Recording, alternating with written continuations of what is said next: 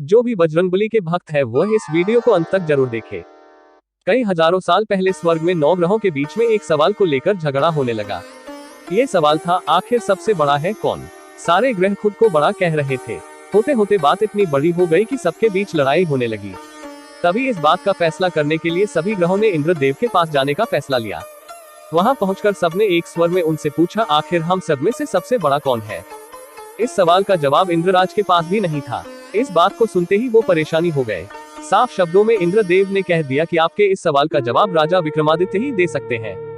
हम सबको तुरंत पृथ्वीलोक चले जाने चाहिए। सबने इंद्रदेव की बात मान ली और सभी एक साथ उज्जैन पहुंच गए। वहां पहुंचकर सारे 9 ग्रहों ने इंद्रदेव से पूछा गया सवाल इस बार राजा विक्रमादित्य से किया। ऐसा सवाल सुनकर राजा भी हैरान हो गए। उनके मन में हुआ कि हर ग्रह की अपनी एक खासियत है। हर कोई किसी धातु का देव कहलाता है और सबकी शक्ति अलग अलग व प्रभावी है। अगर किसी को बड़ा और किसी को छोटा कह दिया तो बड़ी मुश्किल हो सकती है। सोचते सोचते विक्रमादित्य के दिमाग में एक तरकीब आई। उन्होंने सभी ग्रहों का आसन बनवाकर लगा दिया। हर धातु के गुण के हिसाब से आसन लगाए गए थे, जैसे कि सोना, चांदी, कांसा, तांबा, सीसा, रांगा, जस्ता, अभ्रक और लोहा। अब इन आसनों में उनके स्वामी को बैठने के लिए कहा। सब एक एक करके अपने सिंहासन पर बैठ गए। सबके बैठने के बाद राजा विक्रमादित्य बोले कि आप लोगों के सवाल का जवाब तो खुद ही मिल गया है। अब जो सबसे आगे बैठा है वही सबसे बड़े हैं। इस बात को सुनते ही आखिरी सिंहासन पर बैठे शनि देव को गुस्सा आ गया। गुस्से में शनि ने विक्रमादित्य से कहा, तुमने मुझे सबसे पीछे बैठाकर मेरा अपमान किया है। तुम्हें मेरी शक्तियों का अंदाजा नहीं है। मैं तुम्हें पूरी तरह से खत्म कर दूंगा। उन्होंने आगे कहा कि सूर्य किसी राशि में 1 महीने, चंद्रमा किसी राशि में 2.25 दिन, मंगल एक राशि में 1.5 महीने, बुध व शुक्र 1 महीने, बृहस्पति 13 महीने ही रहते हैं। इन सब के मुकाबले मैं किसी भी राशि में 7.5 साल तक 7.5 बनकर रहता हूँ। कई देवता मेरे प्रकोप से पीड़ित हैं। भगवान राम को भी 7.5 का प्रकोप झेलना पड़ा।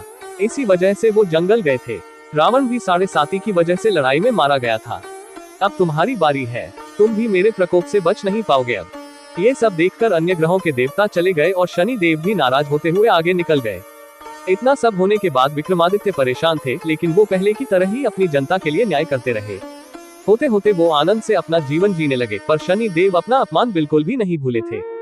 बदला लेने के मन से एक दिन शनि देव घोड़ा व्यापारी के रूप में उज्जैन पहुंचे। वहां पहुंचते ही उन्होंने खबर फैला दी कि उनके पास खूब तेज दौड़ने वाले घोड़े हैं। इस खबर के मिलते ही राजा ने घोड़े का ख्याल रखने वाले अश्वपाल को कहा कि जाओ उससे घोड़ा खरीद कर ले आओ। वो गया और देखा कि घोड़े काफी कीमती हैं। फिर विक्रमादित्य खुद गए और एक ताकतवर घोड़ा पसंद कर लिया। उसके बाद घोड़े की गति को देखने के लिए विक्रमादित्य उस घोड़े पर सवार होने लगे। तभी घोड़ा हवा में तेजी से दौड़ा और राजा को जंगल ले जाकर छोड़ दिया। जंगल से राजा अपने नगर वापस आने का रास्ता ढूंढने लगे। उन्होंने कई घंटों तक रास्ता ढूंढा, लेकिन उन्हें रास्ता नहीं मिला और वो भूख प्यास से तड़पने लगे।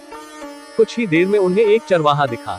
उससे राजा ने पानी मांगकर पी लिया और पानी के बदले में उसे अपनी सोने की अंगूठी दे दी। उसके बाद राजा रास्ता पूछते हुए एक नगर पहुंचे। वहां सामने ही राजा को एक सेठ की दुकान दिखी। वो कुछ देर के लिए वहां बैठकर उस सेठ से बातें करने लगे। उसी वक्त सेठ की दुकान की चीजें बहुत तेजी से बिकने लगी।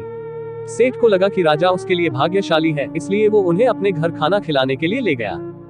घर पहुंचकर सेठ कुछ देर के लिए राजा को एक कमरे में छोड़कर बाहर गया। वहां राजा ने एक खूंटी पर हीरे का हार लटका हुआ देखा।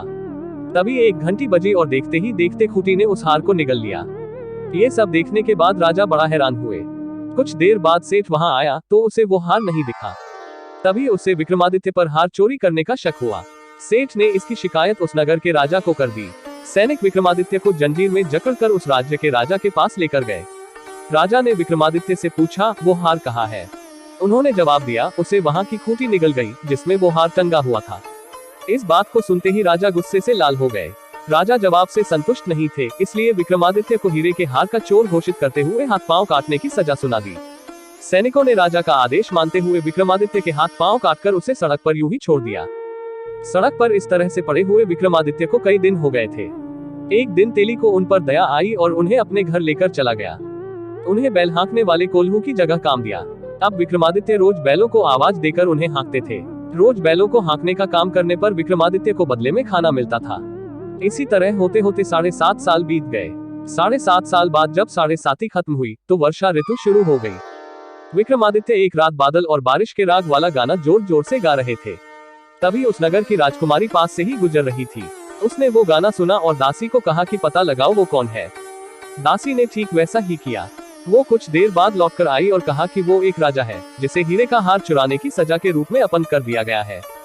राजकुमारी को उसका बादल बारिश के राग वाला गाना खूब पसंद आया था, इसलिए उसने अपन राजा से शादी करने का फैसला लिया। इस बारे में जब राजकुमारी ने अपने माँ बाप को बताया तो उन्होंने इस रिश्ते से इनकार कर दिया। विक्रमादित्य के संगीत पर मोहित उस राजकुमारी ने जिद पकड़ ली कि वो शादी करेगी तो विक्रमादित्य से ही, वरना वो अपने प्राण त्याग देगी। बेटी की जिद के आगे हारकर उन्होंने उसकी शादी विक्रमादित्य से करवा दी। शादी के बाद राजकुमारी भी विक्रमादित्य के साथ तेली के घर चली गई। विवाह की रात को ही विक्रमादित्य के सपने में शनिदेव आए और कहा कि अब तो तुम्हें मेरे प्रकोप का पता चल ही गया होगा।